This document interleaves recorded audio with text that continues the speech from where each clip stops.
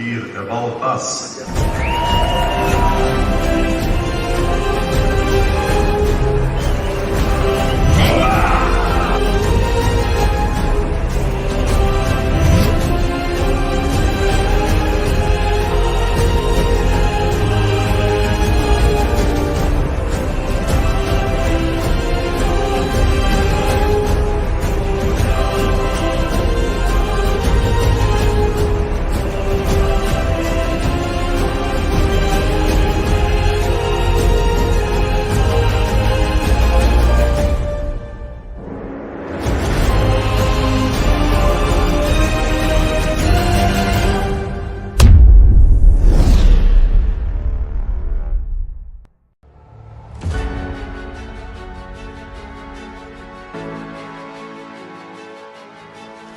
Welcome to the Lydian world, the blockchain game where you can earn, learn, and have fun.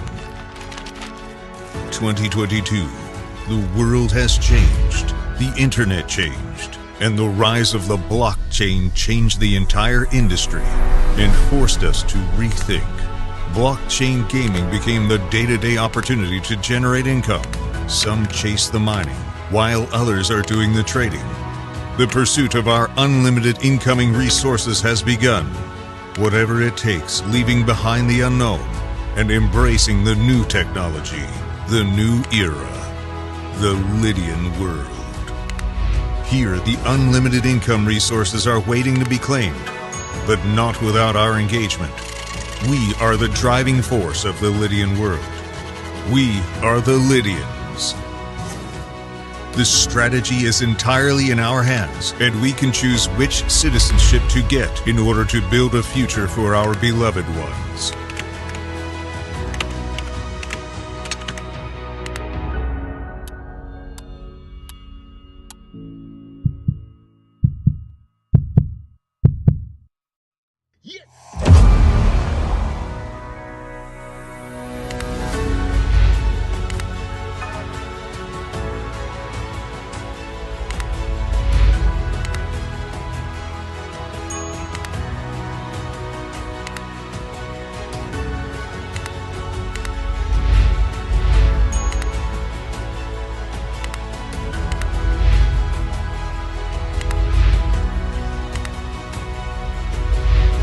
Passionate about mining or in need of a crypto-friendly credit card, a highly active trader who needs extra guidance, a developer who wants to promote his project,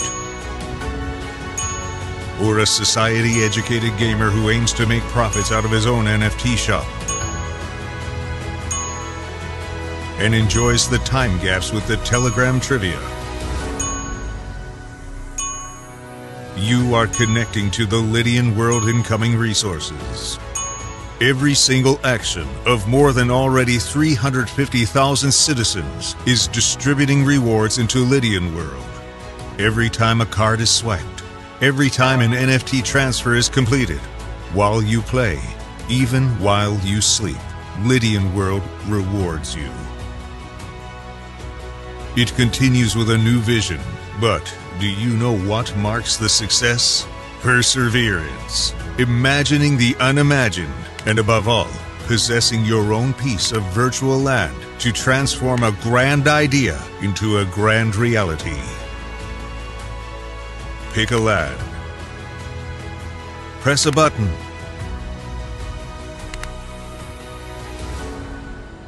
Up you go. Behold your decentralized property, built to stand the test of time. Open your own business and share it with the others. From outwards to the city center area, until zone by zone, the city is taken over by its citizens. Multiple digital businesses rise alongside. A new era of luxury, shopping arcades, medical offices.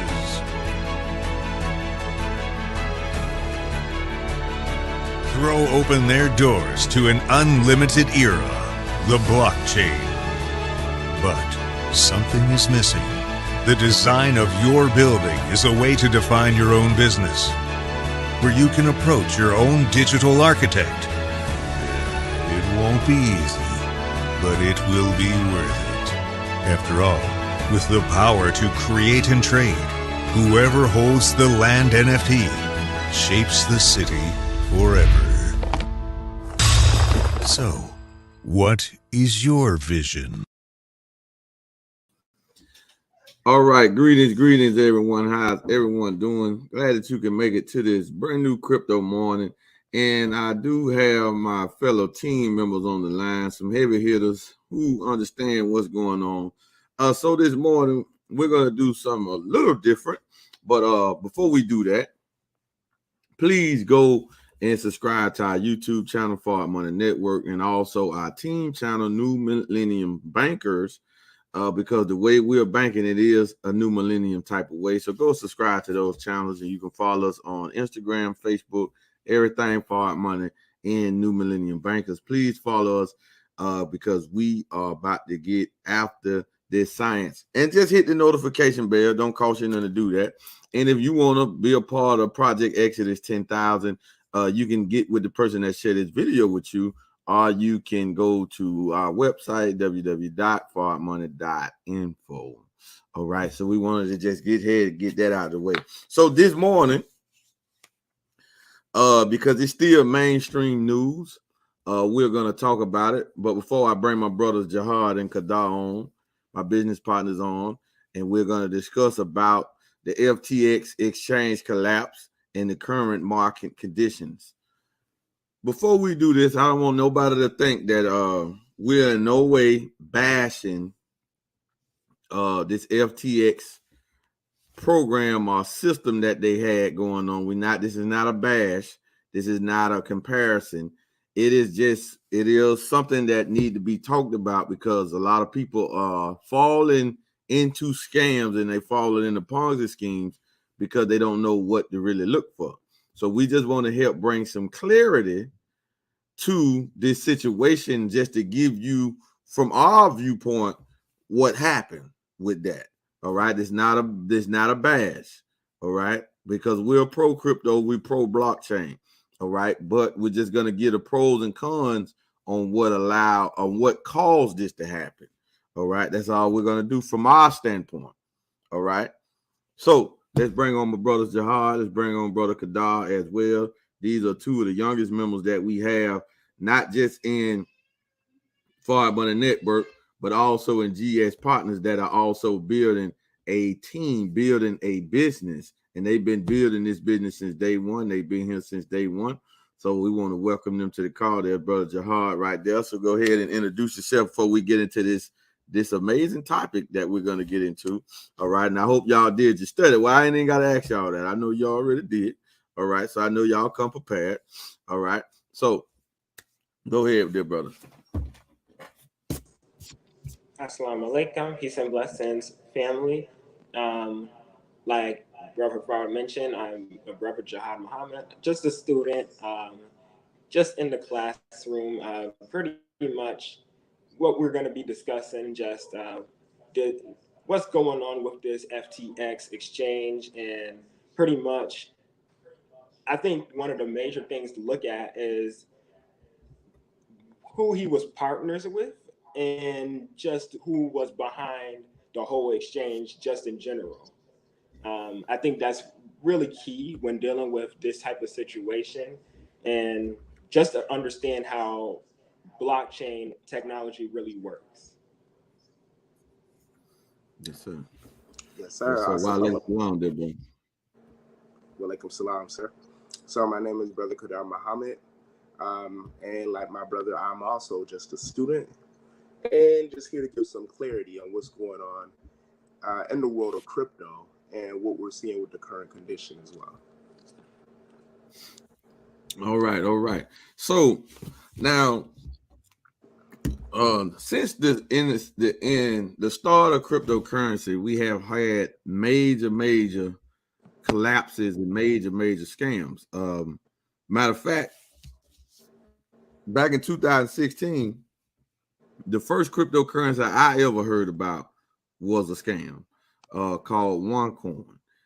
Had a good project, had his own white paper, and it was talking about it was going to change things. It was brought out by an Arabian sister who's supposed to be on the FBI most wanted list right now because she's supposed to run off with 10 billion or something like that. But nobody's seen her since. But that's what got me even in the crypto. So that's the first. I hadn't heard about Bitcoin. I hadn't heard about Ethereum, nothing. I heard about this coin first, and that's what started my study in the crypto.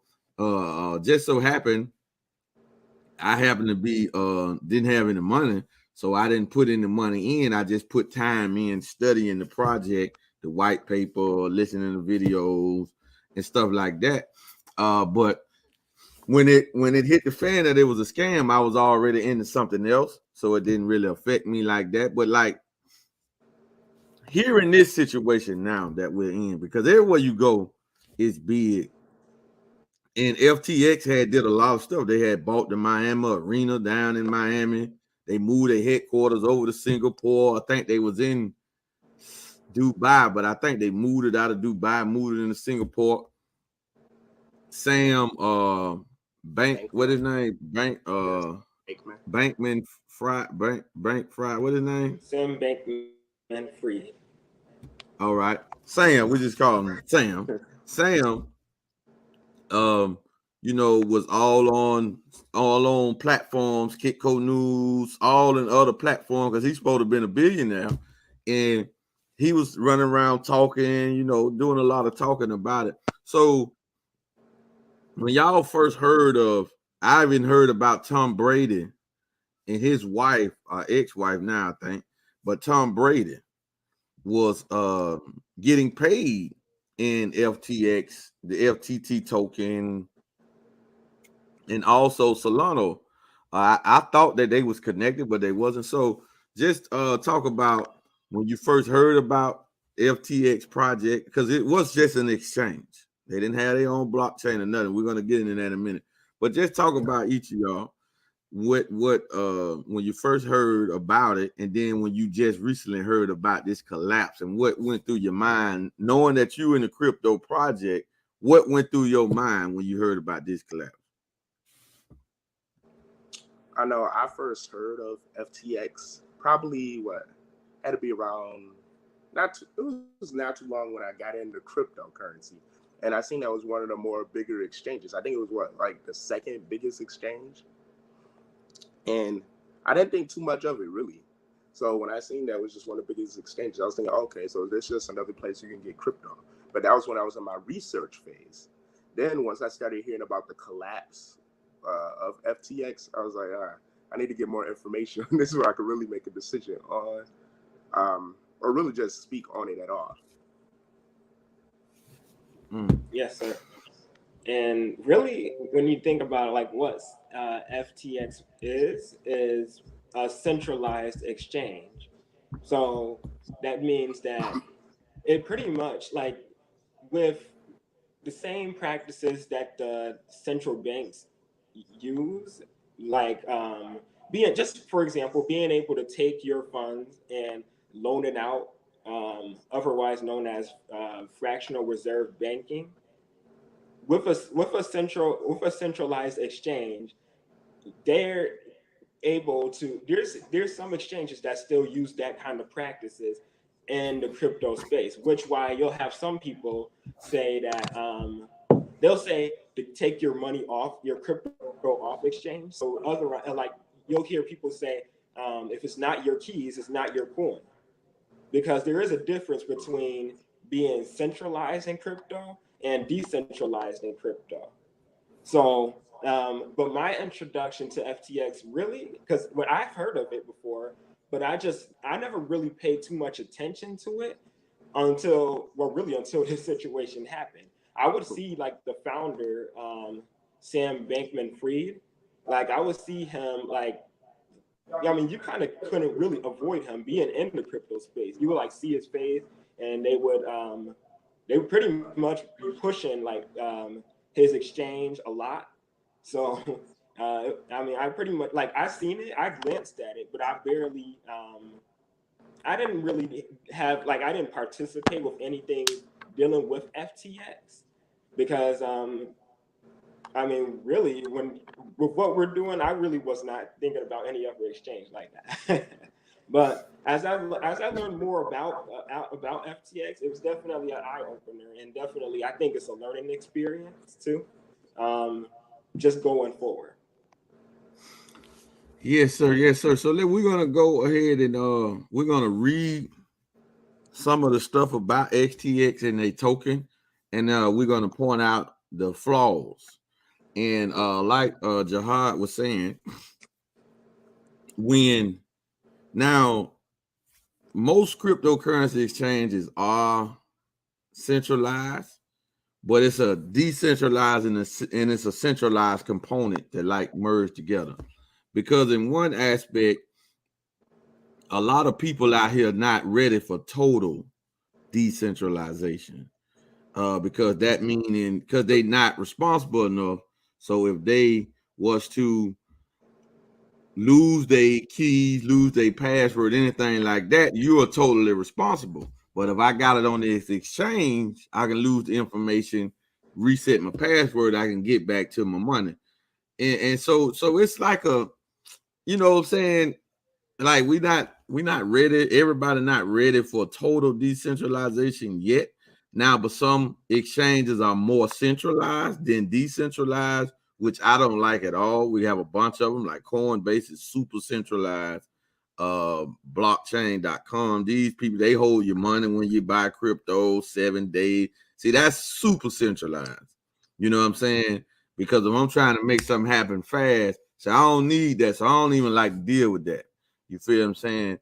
Coinbase is cool if you're cashing out crypto. But far as buying crypto on there, I don't recommend Coinbase at all. And I don't recommend blockchain.com at all because those platforms, they help my money. I'm just telling you from my experience, right? I just had a big situation with blockchain.com. They helped $1,500 of my money, just trying to find another, by me sending crypto over there, they helped it for 7 days. You know what I'm saying? So I ain't dealing with that. But that's you know, and like I said, that's more super centralization, and because they all have a centralization component to it. Now you can go straight decentralized, like using MetaMask, stuff like that, but your money won't really be sitting nowhere in those type of platforms growing, because you're gonna have to do some type of centralization to stake coins and stuff like that. You're gonna have to kind of be centralized a little bit. But it depends. It depends on what you got. Like with the master nodes, what we have staking, well, that's pure decentralization. That's pure, just straight decentralization because only you have the coins, but you place the coin and connect your computer with the core wallet and all of that. And then now you start helping the blockchain, so you get rewarded, but nobody can touch your principal coins. And they're just adding coins to your wallet. So that's straight up decentralization. Our DeFi, straight decentralization, because the coins that you have in the DeFi is on the web wallet. All right. So that's where a lot of these places running into problems at, because as we go to CoinMarketCap and just look at the history on FTX and their token, so we can look at the cryptocurrency market cap. The market cap is up nearly 3% increase over the last day. So that's good. They trying to rebound. And I say they because we not really trying to rebound, but you know, we see it has a warning sign up here now. And sometimes we don't see this because cryptocurrency is highly political now. It's getting real political. So they have a warning up here about it. So as we go into the data on it, we just want to read some of it.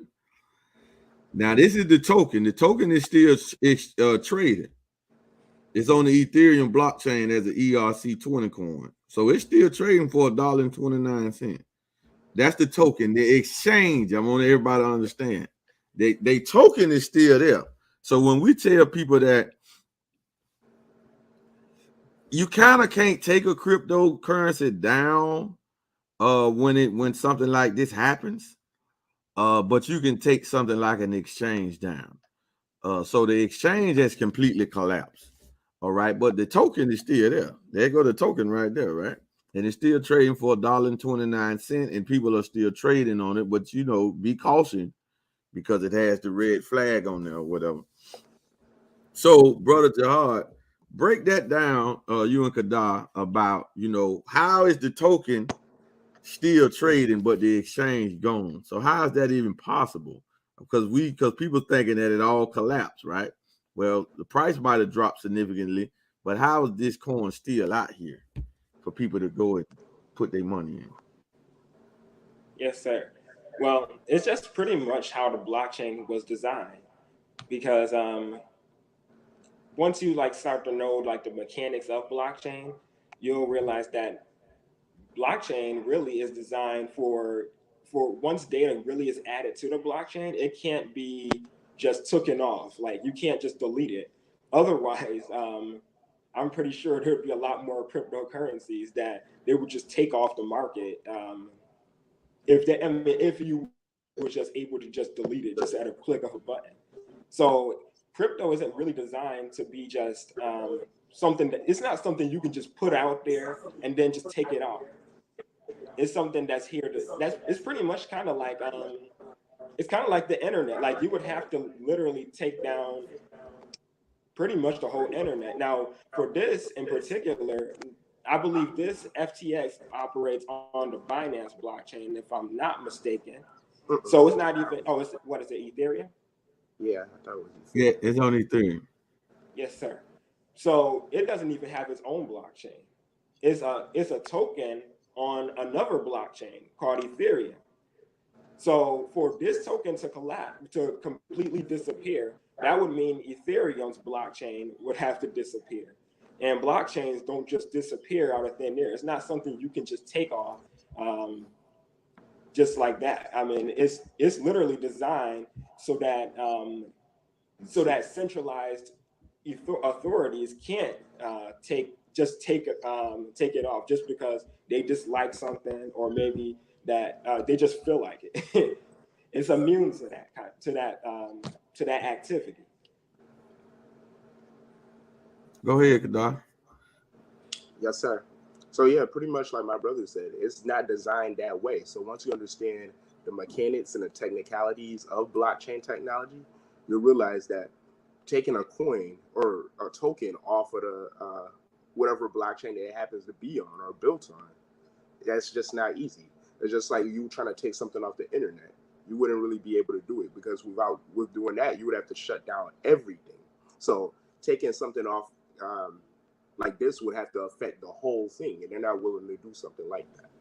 And they can't. And even with the internet too, like even though like sometimes you may think that you're deleting something off the internet, but it really is not deleted. Actually, it's just removed from your interface of your device. And on top of that too, like we were talking, Reverend Supreme was talking about the exchange is different from the token.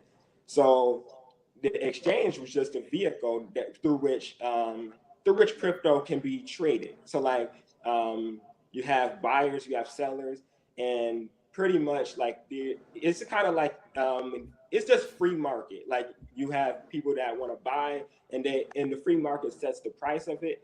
That's just an exchange.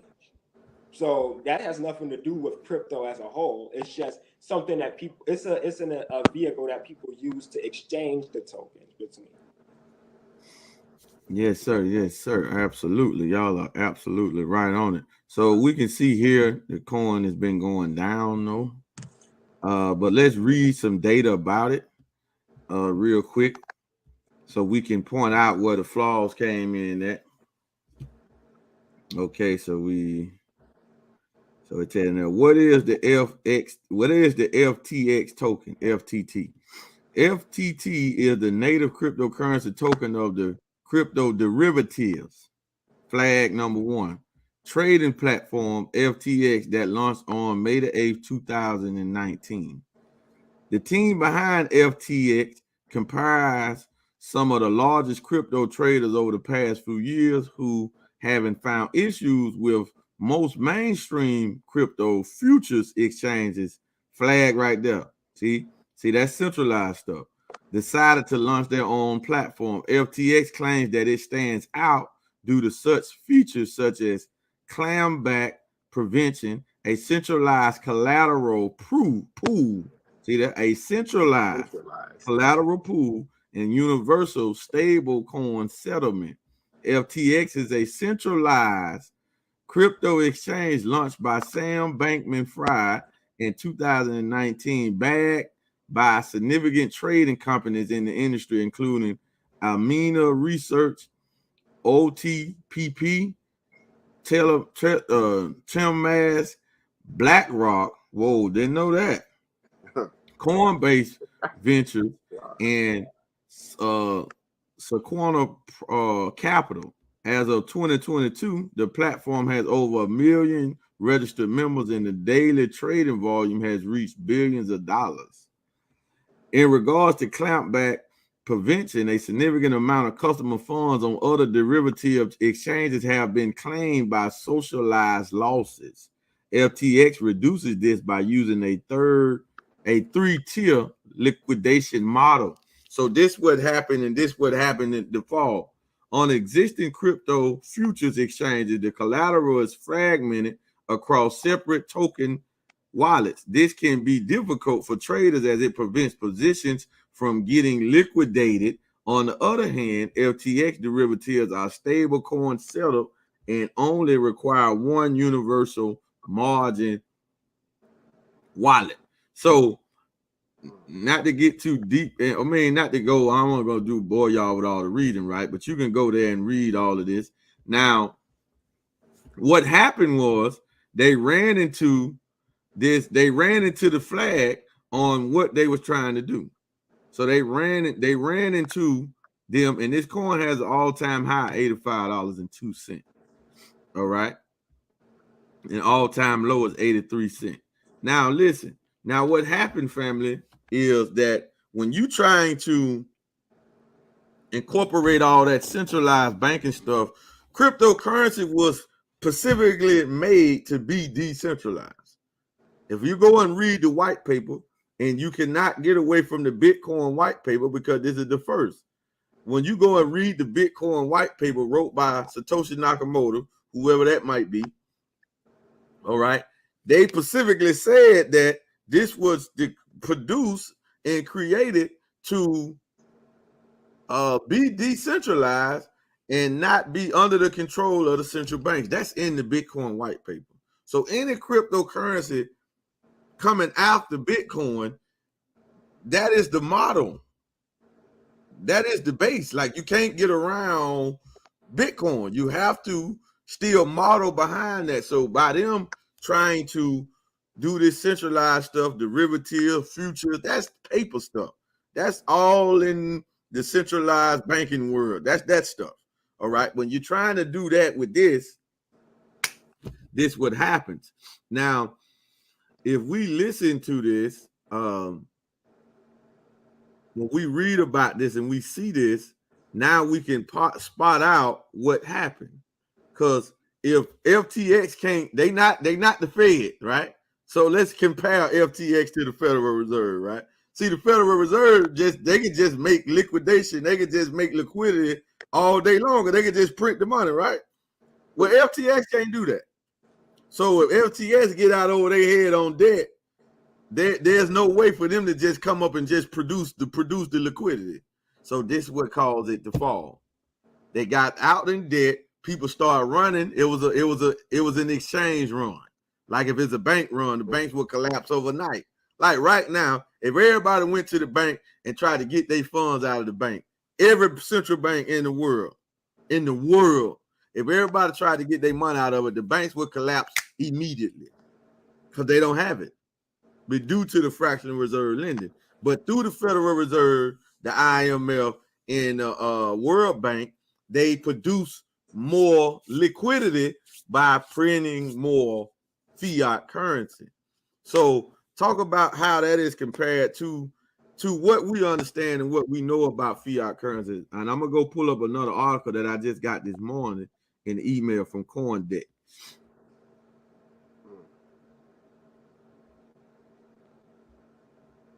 Go ahead, brother. Don't y'all hog the mic at one time. Oh, yes, sir. Yes, sir. Honestly, it kind of seems like, at least from what we're seeing, because with the difference between FTX and the centralized banks, like you were saying, that they don't have the money to keep lending out and giving more and more money, right? Because people were trying to withdraw from it. Actually, they even mentioned one of the shareholders, when you was reading the paper, one of the people that bought in and bought a whole bunch of their assets actually is one of the ones who sold it. And once that happened, that kind of caused a domino effect. Then everybody tried to withdraw. And that's what pretty much caused this fall of FTX. Yes, sir. And another thing too is the founder himself. Like, he was connected with so many of the people in the centralized banking system. Like, he was connected with the SEC, the Federal Trade Commission, and the World Economic Forum.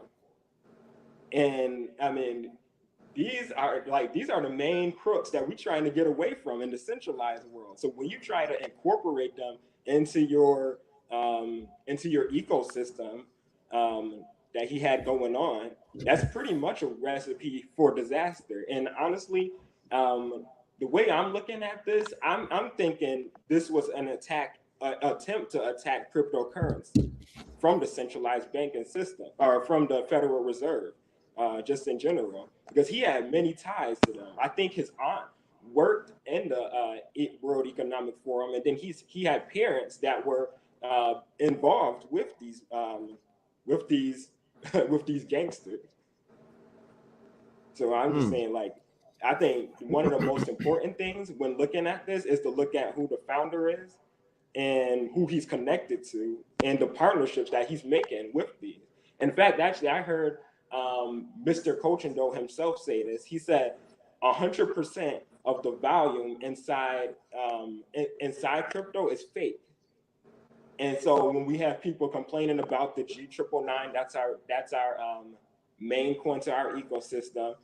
They always complaining about why is the volume so low. Well, he said 100% of the volume in cryptocurrency is fake, because he was like, and he can really just prove it. Like he said, we choose to be different. We don't follow that same protocol that these cryptocurrencies are. We actually report the real volume that we have trading for our cryptocurrency. And so basically, from what I've seen with this one in particular, it's basically like they had they basically was like, they created a box. This is the way I've heard it explained, at least. And they pretty much was like, well, this box has value to it. And so basically they was trading crypto in and out, creating fake value for it. And that pretty much caused it to pump up into the sky, basically. And once, what comes up must come down, because it literally had zero value to it. And it went straight down to the ground. So one of the things too is to look at the crypto project and look at the whole, just do your due diligence on who the founder is, and look at the white paper and actually look at the whole ecosystem around it. That's a big lesson too, because these type of instances, like you're seeing like instances like this happen, and then you're seeing people not paying attention with Dogecoin. It really just it goes to show that you got to do your due diligence, like you were saying, and just do your research, and not just hop on it just because you happen to see something about it. You got to be deeper than that. It shows that you got to actually look into what you're putting your money into, not just about the hype. You definitely have to, do research, but people got to know what they're researching. See, the average person don't know what they're researching. So what we always tell people to research is start with what you're already doing. Start with your bank. Start with the Federal Reserve. Research that first. So then you can see why you need to get out of dollars, why you need to move majority of your money, if not all of it, out of a central bank first. And then you can go and look and see where you want to move it. But if you haven't did that research, There's no need for you to try to research cryptocurrency because that's really like going backwards. Because you trying to research crypto and not researching the banking system that you're already using, that's backwards. You know what I'm saying? Because you're not going to see why you need crypto until you research your banking system. You follow what I'm saying? You're not going to see that. And if you research your banking system, you're going to see very fast on why. But that's what we encourage as new millennium bankers. We didn't get into crypto before we knew about the banks, before we studied the banks, right? I had studied the banks for years. You feel me? So when I seen a way to get around the banks and to get out of their control with my money, because think about it, with the banks, you need everything. You need a co-signer, you need a credit score, you need tax return. So you need all of this stuff here to do anything with them. You feel what I'm saying? And in the crypto world, you don't need that. But if you don't know all of those limitations on you based in that world, well, you got to play the game, bro. No, where the blockchain is here, we ain't got to play the game no more. We ain't got to play the game no more. All right. And then we have other systems being created on the blockchain that is causing us to grow our money, be in control of our money at the same time. You know, so we don't have to play the game no more. So here's an email I got from CoinDex. Sam Bankman-Fried, former CEO of FTX, they say former CEO of FTX because FTX supposed to be no more, apologized to the cryptocurrencies, the crypto exchange employees in a letter sent out over the company's Slack on Tuesday. He did not address concerns about customers' funds being misappropriated or other recent revelations about the company. Bankman-Fried said he felt deeply sorry about what happened. FTX also had its first hearing on Tuesday, letting the company's lawyers finally get a better sense of just what was going on at the bankrupt crypto exchange. Now, I found this very, very interesting right here, though.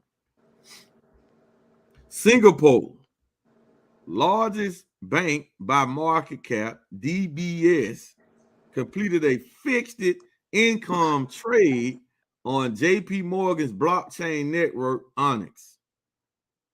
Did y'all hear that? Yes, sir. Now we knowing that I have heard about Bank of America trying to produce a blockchain because Bank of America was supposed to have the most patent blockchains, but they didn't have a blockchain. So now this is saying that JP Morgan has created a blockchain called Onyx. All right. DBS said it is the first Asian bank to use the Onyx network, which is a blockchain-based fixed income trading network, to complete a trade. The Onyx digital asset network uses tokens for short-term trading in fixed income markets, enabling investors to lend assets for a period of hours without them leaving their balance sheet. See, there go that lending again. See that? Yeah. See, if JP Morgan, they trying to get into see why everybody's running away from it. The bankers trying to get into it to dominate it. They know they can't control it, so they trying to get into it so they can dominate it, and they want to bring those centralized practices with the lending, with the usury, right? Because that's what it is. They want to bring those usury practice to the blockchain, to the crypto space, so they can control it and they can be still in power. So they don't want to get away from what put them in power for centuries, right? With the banking practices, they want to do that, so they able to adjust. See, they willing to adjust. We'll learn this. We'll create our own. So we're going to research this Onyx network, and we're going to see, can we pull up their Explorer, and we'll see what type of transaction that JP Morgan is allowing to be made public. You follow what we're saying? But this is significant because while we are, majority of us are running away from the market, running away from crypto, the ones in power, they are embracing it. But like I said, it's a whole chess move for them to dominate. So talk about that as we get ready to close out. So we're going to transition this to the market conditions and how to win in the market conditions like that. But talk about the significance of JP Morgan. They saying that JP Morgan got a blockchain. That's deep. Talk about that, brother.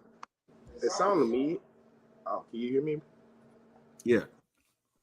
Okay, yes, sir. I don't know why. Actually, this came to me. It was a book, and I think a movie too, called "Confessions of an Economic Hitman," and it made me think kind of how I believe it was America, how certain agents were sent in to pretty much overthrow other countries through illegal practices with foreign policy. And it kind of made me think of like what they're trying to do with cryptocurrency. Like they're looking for ways pretty much to interject the central banks and the practices that they use on the blockchain through what they're doing. So that with them trying to interject things like the banks and all their practices and bring that onto the blockchain, it seems like that's what they want to do. And that just sounds somewhat like what to me what they want to do with these banks. Yes, sir. And I think, well, when I think of JP Morgan, I think what everyone should be thinking about is, remember with Ye, the situation with Ye, who was the one that kicked them out of banking with them? JP It was Morgan. JP Morgan. So when we see like these people jumping in to create their own blockchain, because they know where the future is going, and they know that I think they said young people are probably the people that's mostly jumping into cryptocurrency, and so they see where the world is going. So they trying to pretty much try to dominate in the crypto space, in the blockchain sphere, because I mean, as you can see, they basically completed fixed income trade on JP Morgan's blockchain network. So, I mean, this is very interesting to see. I mean, to see that that they jumping in, but they trying to scare the average person from wanting to actually participate. So it's just very interesting. Like, I mean, they create, I mean, this is what they do all the time. They create, I guess just they kind of create fear around the atmosphere so that people will try to jump out of the crypto space while you have them jumping in and trying to dominate while the average person doesn't know any better about it. That's exactly what I was trying to say with the Confessions of an Economic Hitman. It's no different really than what they're doing throughout the world, really. It's just that now they're doing it in the financial world, but this is what they were doing in other countries. At least what you see with America, they create fear in certain countries, like in the Middle East and in Africa, and then meanwhile they got their hands in their pocket, taking global control pretty much of the whole world. So this is no different than the practices that they doing financially as well. Man, and this is significant because I'm looking this stuff up right now while y'all talking about it, and I don't find no Explorer. I found a website, but it's just talking about it's launching. So it must ain't came out yet, because I guess that's what the article just said. What I read about Singapore supposed to be the first Asian bank to use the trading platform or whatever to see what's going on. So this thing is getting big. We know about BlackRock supposed to been getting into crypto as well, and they supposed to be the biggest asset management firm on the planet right now. So in these market conditions, as we see, majority of the cryptocurrencies are down. They are down, not a lot. I mean, I guess Bitcoin was 20,000 a week or two ago. Now it's down to 16,000. It dropped to like 15,000. Hasn't dropped below that. Ethereum is down, still hasn't dropped below 1,000. So we seeing this happening. So what are we doing? Why are we staying afloat, and why are we not affected by the market cap? Well, we're not affected by the market cap, and we're not affected by the market conditions, rather, is because of Gold Standard Bank Partners. It's because of Gold Standard Bank Partners. Here's our home screen. And the reason that this is because we're getting paid in all of these different cryptocurrencies. So here, everything is here. And this is why we're not affected, fam. This is an international blockchain business platform, right? So as I go into this live back office, I just want to show y'all some things on why we're not affected. And this is significant to everybody because you don't have to fully understand the technology to know how to win with the technology, right? You don't have to fully understand it, just get in and win. So I'm gonna show y'all why we're not concerned, right? We have this pool, we have pools going on, right? So let's go to the infinity pool. Now, in GS Partners, there's almost 200,000 people in GS Partners.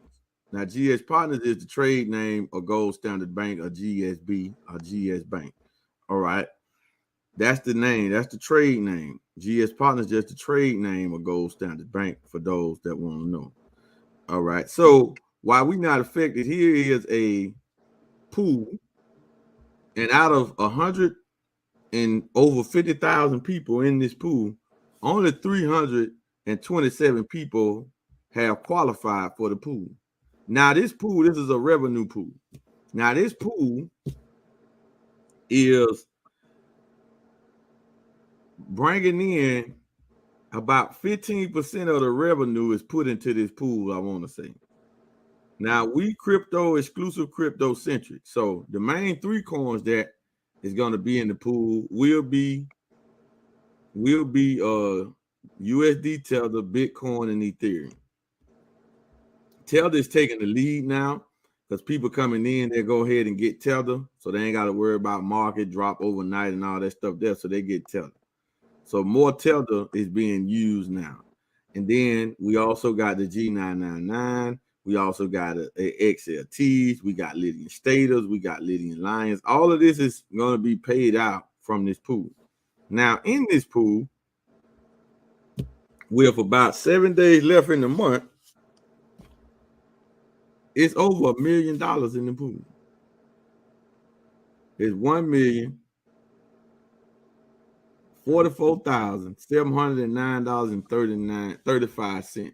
So everybody that qualified for rank, as I am already director, all right, and it tells us what everybody is. We got a crown ambassador, 4 global ambassadors, 5 ambassadors, 3 international executives. The higher pool you get in, the more volume you get in, and it's also the more money you get in. All right, so it's 165 directors, which I am one of those. And the pool is already destined to pay me out over $1,000. Now, mind you, this pool just paid me about $500 on the 15th because we got a mid-month accelerated pool. So this is the reason that why y'all say we not worried about it. We not. Because Bitcoin, it don't matter, man. I can turn Bitcoin into cash at the press of a button, Ethereum into cash. None of this matter. Tether is cash. Yeah, that's just the digital dollar. That's all the Tether is. All right. But none of this matters. So look, it's already over $1,000. And this is at this pool. This is at this rank, just director now. You feel what I'm saying? And there's other pools in here. So these are one of the reasons we not, because we are building this business. And then we also have our certificates. Okay. We also have our certificates. So these certificates, they're going to pay out regardless on what the market is doing right here. Now, look, I got all of these free certificates. Free certificate here. It was free because I hit in the mid-month accelerator. So they gave me an extra $250. So matter of fact, that pooled in. So I made about $750 in the middle of the month just from the pool. Direct commissions all in. I'm just showing us the public on why we not concerned about what's going on in the market. So here's a pool. Here's a certificate that they gave me on the 15th for hitting rank. All right. Here's a Hermes that they gave me. Here's another Hermes that they gave me. Here's another Hermes that they gave. So I literally got like 4 certificates I got to load. All right. For them to start paying. Now here goes this. And listen, family, these certificates are like our third certificates, and we have them all. We got some certificates that we have to show you in Lydian World right now that we have. Matter of fact, I ain't got to show you all of them in Millennium World, but check this out. This is the Artemis. Well, I went to the trade. All right, this is the Artemis, and look, it's just paying. It's like $4 a week, and this is just one certificate. We got other certificates that's in Millennium World from our Planet series. So we got these.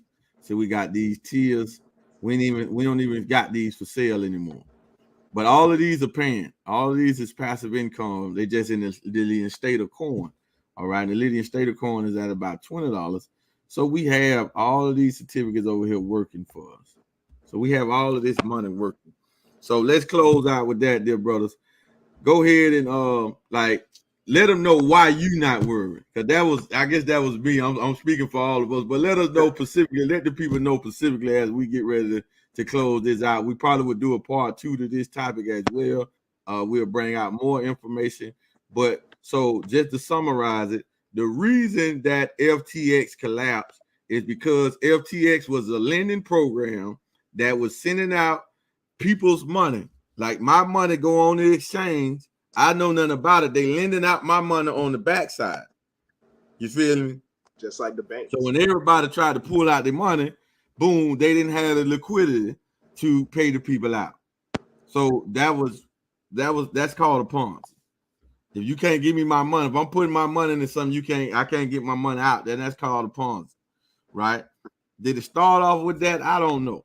But all I know is once you incorporate decentralized practices with decentralized currencies with centralized practices, this is what you're gonna get. This is what you're gonna get. Well. This is what you're gonna get, because that's how this has to. You can't mix the two. You can't mix the two, right? You be decentralized. Use crypto for just decentralization. All right. So, family, go ahead and let us know why you not affected. Start with you, Kadar. Why are you not affected by the market price as a new Millennium banker? Why you not worried? As a new about Millennium banker, yes, sir.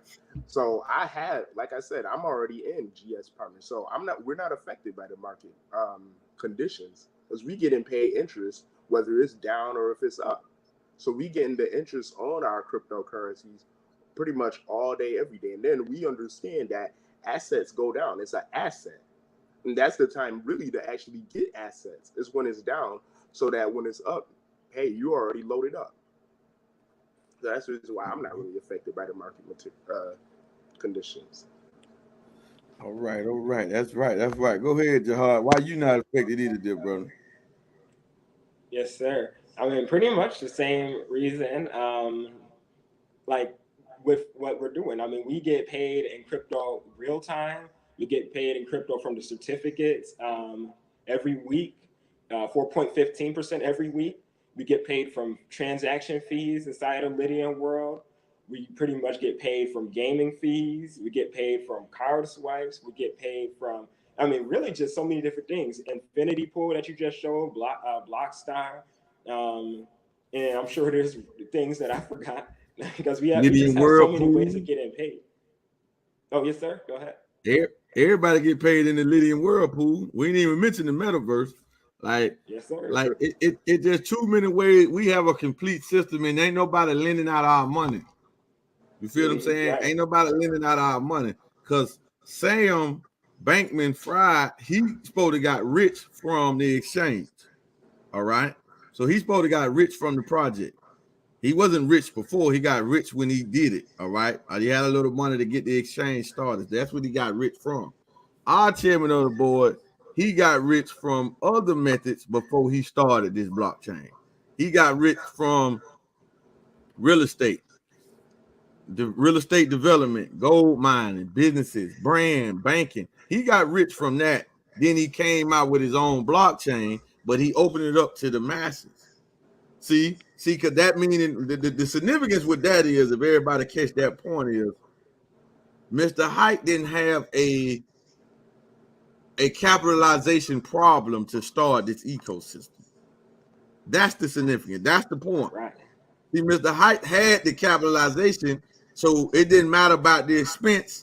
He could put up millions and millions and millions of dollars to get the ecosystem up and running. He didn't have to go borrow it. He had the money already. He multi-billionaire, right? So that's the significance. That's why we not worried, and we are getting paid, like Jihad said, Kadar said, in real time. And we can invite people, but a lot of people say, oh, is that dollars? Well, crypto is priced in dollars. And one thing that Sam had said on the Kitco interview, that he downplayed staking. Right? He downplayed staking by saying that, yeah, you can stake and they just giving you more of these coins that might don't really have any value for real or whatever. Well, listen, if the coin got a price, if the coin can be exchanged for Bitcoin, if the coin can be exchanged for Ethereum, then it has value. You feel me? If it can do that, it has value, and pay me that so I can exchange it, but it has the potential to go up. So we're getting paid G999 every day, right? Through multiple ways. What happens when the G999 go to 10 cents, 20 cents, 2 cents, 3 cents, 4 cents, whatever? And I'm getting paid this. But if it's not, it ain't did it yet, brother. Well, we still got a price to it. So it's still more money on top of my money with the potential to go up. But if it was just dollars, there's no potential for your dollars to go up, period. That's the science that most people need to understand when it comes to cryptocurrency and banking. Your dollars will not go up unless you put it into a vehicle. Say that again. Oh, I was gonna say, and it's crazy because these are the same people who played a lottery for a chance just to get some money, but then don't want to try and just hold their money in an asset and do it the smart way. They'd rather spend their money on a chance, just a chance to possibly hit it big out of billions of people who are already playing it. So that's crazy to me. Man, you just dropped the mic with that. We're going to end right there. We out of here, family. There's nothing else to be said with what Kadar just said. He just dropped the mic, family. So we out of here, man. See y'all in the morning, man. Hopefully. We out, man.